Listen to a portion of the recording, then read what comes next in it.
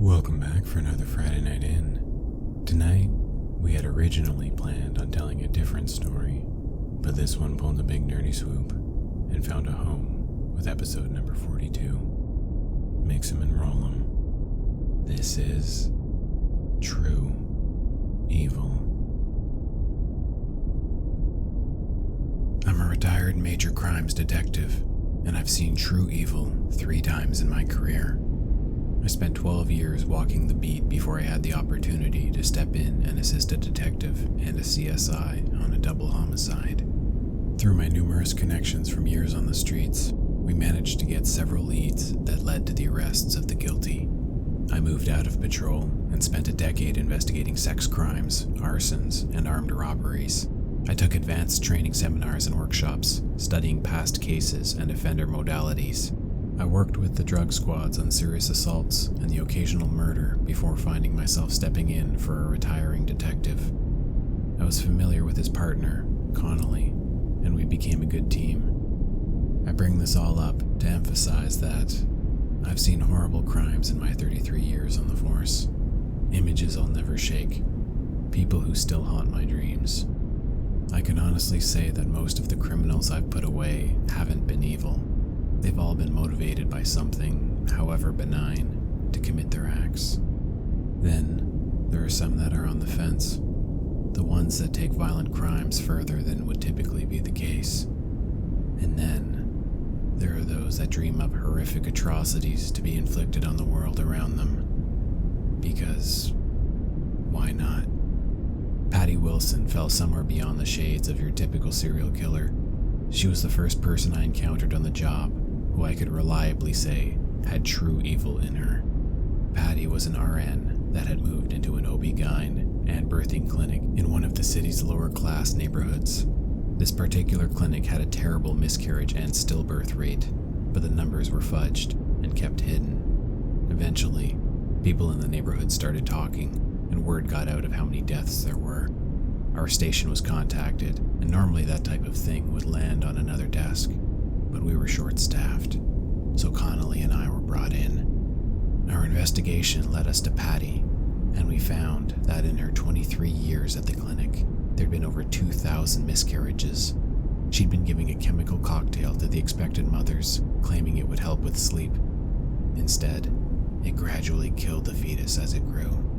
We'd also discovered that after several dozen healthy births, Patty would take the baby away to be cleaned up, but would return with the horrible news that the baby had died shortly after being delivered.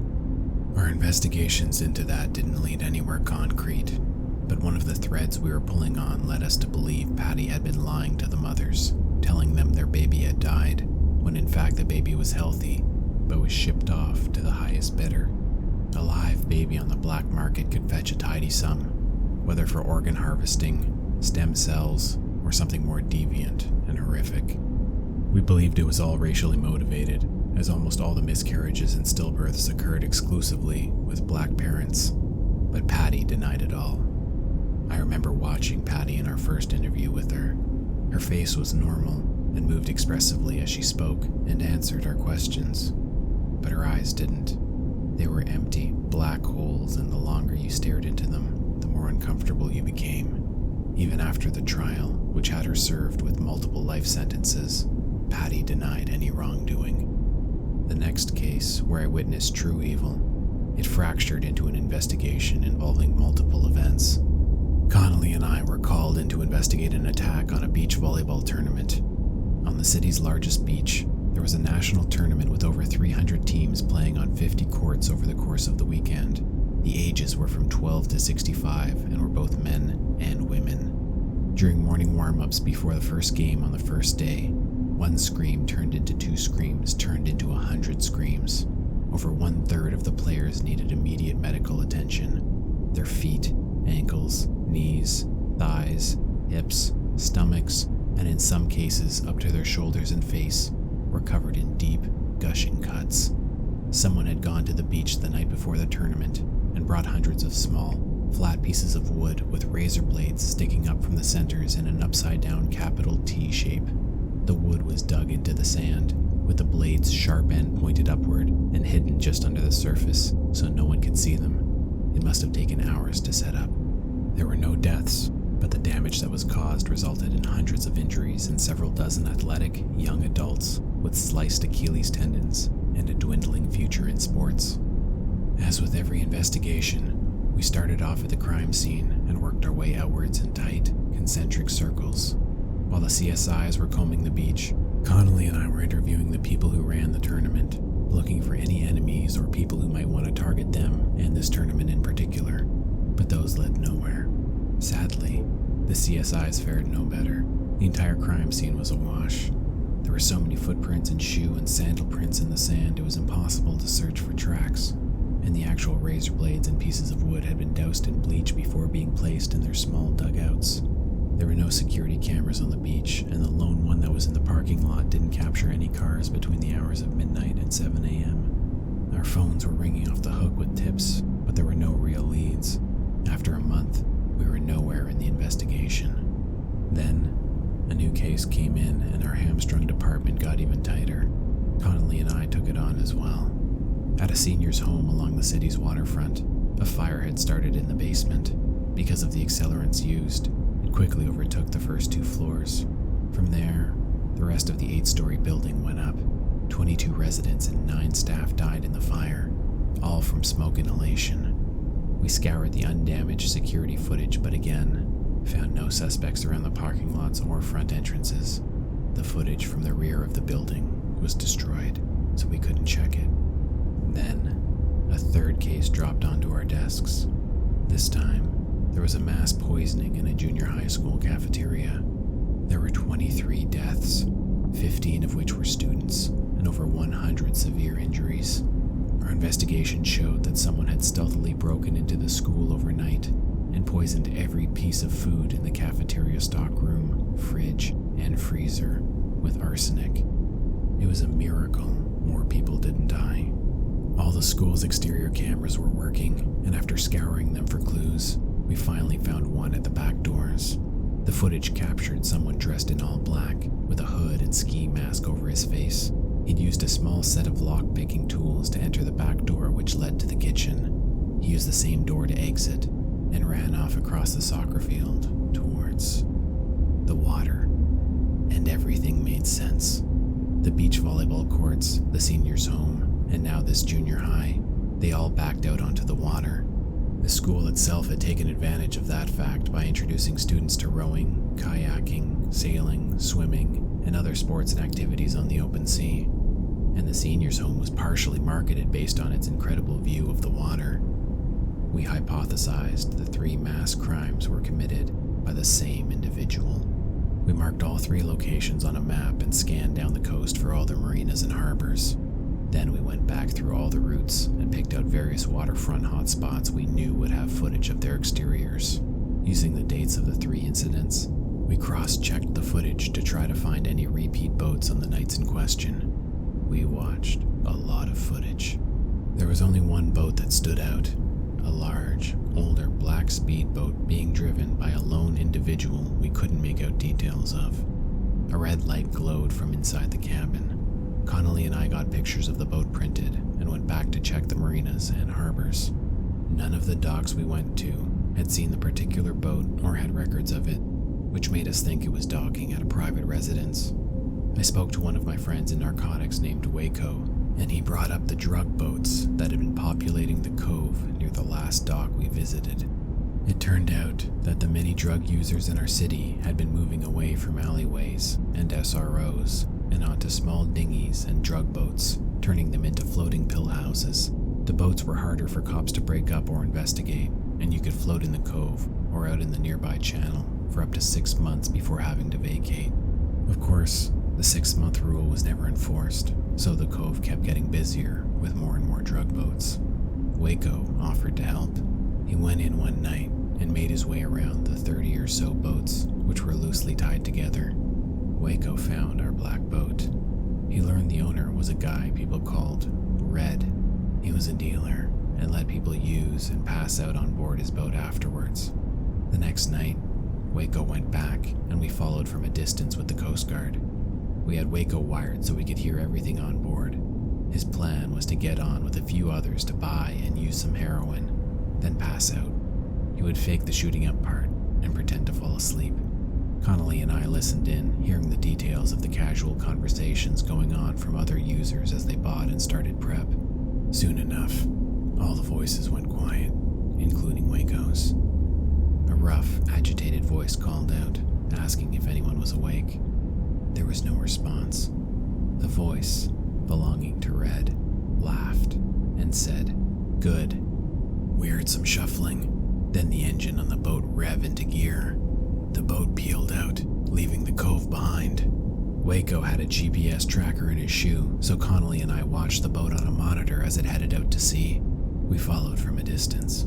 The Coast Guard's lights all turned off and went completely stealth. Connolly and I continued listening in. After several minutes, the engine died down. There were sounds of chains rustling, then clanking together. Waco's voice came over the mic in a hushed and frantic whisper. "He's chained us together. There's an anvil on one end." Our captain flipped the lights and sirens on, and the boat gunned it towards the blip on our radar. Over the mic, we heard Red notice the sirens. He started to panic and, from what Waco told us, was about to toss the anvil over the side. But Waco was up and ready to fight. He surprised Red from behind and got him in a chokehold. When we arrived, Red was unconscious on the floor of the boat, and Waco was sitting on his back. There were 5 users laying on the floor. They were all dead. Red had given them all spiked batches, and they died minutes before. When we got back to land, interrogating Red was useless and terrifying. Useless because he said nothing, and terrifying because of how he said nothing.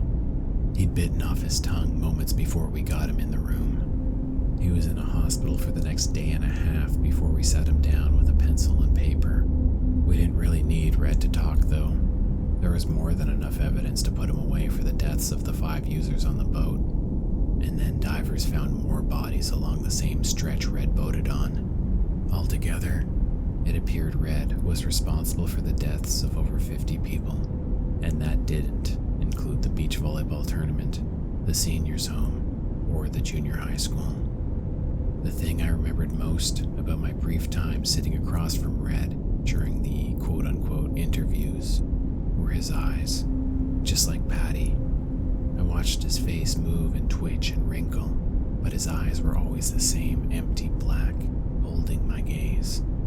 We never got a reason or motive for any of it. We found out he'd been in and out of foster homes up until his 16th birthday.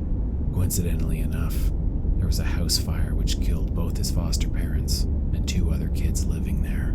After that, Red disappeared for a few years, then got nabbed for an assault in a movie theater and spent his 20s in and out of prison. Who knew how much destruction Red had caused over the course of his life? My third experience with True Evil was just as Connolly was nearing his retirement. Poetically enough, it was our last case together. We'd been investigating the individual abductions of 6 Caucasian women between 18 and 22. It was a little old for grooming gangs, and we ruled out human trafficking. We'd done a ton of legwork and repeat interviews with friends and family. No one went back on previous statements. Everyone was solid. We didn't have a single person of interest. We did have one connection between the girls. They all traveled in similar underground heavy metal and punk rock circles. They also appeared to have a similar fascination with Satanism. Connolly and I went back over the details of each disappearance and found they all coincided with a certain opening band that occasionally played at a weekly death metal show. They were called Helvet and were a Norwegian black metal band. They were known for covering themselves in what looked like blood and performing in masks.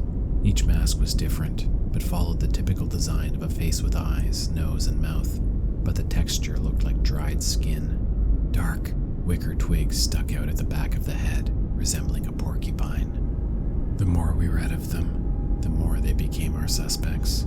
Connolly and I got an address and decided to go introduce ourselves. The place was on the outskirts of town, surrounded by a large plot of land and forest. We parked up the driveway, and I'll admit, the walk up to the house, I was feeling nervous. It was dusk, and the sky was a darkening gradient of orange to dark blue. The residence itself was a large, old farmhouse.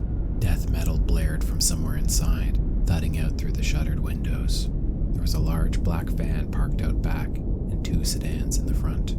A scream erupted from the house, louder than the death metal rock. I pulled my 9mm, and Connolly pulled his .38. We called for backup and went in through the front door, which was unlocked. The interior had a staircase to the right that led upstairs, and a hallway to the left that led to a living room, dining room, and kitchen. More screams erupted along with the pounding music. We could tell the screams were coming from below us, and found a door leading to a staircase to the basement. The screams and music got louder and were joined by chanting. Connolly led, trigger-fingered, creeping his way down the stairs. As he got to the bottom, Connolly swung out to clear the room. But someone was there. A tall mountain of a man in a dark mechanic's suit, wearing one of the group's eerie masks, swung down at Connolly. Connolly saw it coming, firing his .38 into the guy. My right ear blew out, and my left was filled with ringing, chanting, and screaming. As I got my head back on, I saw that the man had swung down at Connolly with a hatchet and had lodged in Connolly's neck. He fell back, but continued firing into the far end of the basement. I let my 9mm lead me around the corner. There were old bed sheets hanging from the ceiling, obscuring my vision of the basement. The heavy metal kept pumping, and the chanting grew, but the screaming had stopped. I wanted to check Connolly, but I needed to clear the room. I stepped over the body Connolly had shot and followed the chanting. It led me through the sheets and into a large opening. Dozens of red candles were lit. There was a circle drawn on the floor, and inside it was an inverted pentagram painted in what looked like blood. In the far corner, the ground was dirt, and I could see several graves protruding from the earth. At the center of the pentagram, a young woman wearing barely rags was chained to pegs in the ground and had just given birth. On each point of the pentagram around her were what appeared to be the remains of 5 recently delivered and now dead babies. Kneeling in front of the exhausted and crying woman was another band member, dressed similar to the previous Hulk, but smaller and with a slightly different mask. He held the newest, just delivered baby in his hands as it cried. There were 2 other figures in the room, one over each of the kneeling guy's shoulders. The one to the right was holding a large, traditional 2-handed sledgehammer. The handle was thick wood, and the mallet was solid iron, lined with carvings and covered in blood and innards. The guy on the left was holding an open book, and had been guiding the others in the chanting. We all stared at each other in some strange, horrific standoff. The guy with the sledgehammer pulled first, lifting it to swing at me. I leveled up on him and walked 2 rounds into his chest before turning to the other 2. The guy with the book threw it at me and lunged. I managed to get 2 more rounds off into him, but his momentum carried him through me, and we hit the floor heavily. My head cracked the ground hard, and I saw the familiar stars brushing the edges of my vision. Everything sounded like it was underwater, but was moving really fast. I managed to turn my head and saw the one remaining band member, the one holding the baby. He'd placed it on the ground at the center of the pentagram. He grabbed the sledgehammer from his dead friend and lifted it to slam down on the remaining baby. I didn't even realize it, but I still had my 9mm in my hand. Reflexively, I pulled the trigger repeatedly until it clicked empty. The final shot connected with the guy's head as he was about to swing down. He toppled back, and the sledgehammer fell safely to the side. I don't remember much else after that. I woke up in the hospital and was informed Connolly had died, as had all the band members. The baby and the young woman had survived, though, so there was that. The investigation was taken over by 2 other detectives and revealed that the band had been taking women from shows, bringing them back to the farmhouse, and trying to impregnate them. Once they had gotten 6 women pregnant, they planned a mass ritual sacrifice to be conducted after the final birth as an offering to the devil in some Faustian bargain. The other women had been killed after their deliveries and were buried in the far end of the basement. I never saw any of the band members' eyes when they were alive because of the masks, though I'm sure if I did, they'd carry the same darkness as Patty's and Red's. I said I'd seen true evil 3 times in my career, And that's true. But that last time, there was more to what happened than what I put in my reports. It's the reason I retired immediately after the case. It's the thing that made me realize there was an evil I couldn't even begin to comprehend. I'd seen it right when I got into the basement and leveled off my 9mm at the three men. There was something else down there with us. It was floating in the middle of the circle, kind of like black smoke, but it stayed in place, wafting together before separating and reconnecting. Bolts of red electricity shot through it. The smoke got larger as the chanting grew. It pulsed and expanded and reached out, forming into the shape of a body. What gives me nightmares now is thinking about if that last baby had been killed and the smoke had finished solidifying. I'm terrified that whatever it would have manifested into would have shown me another realm of evil.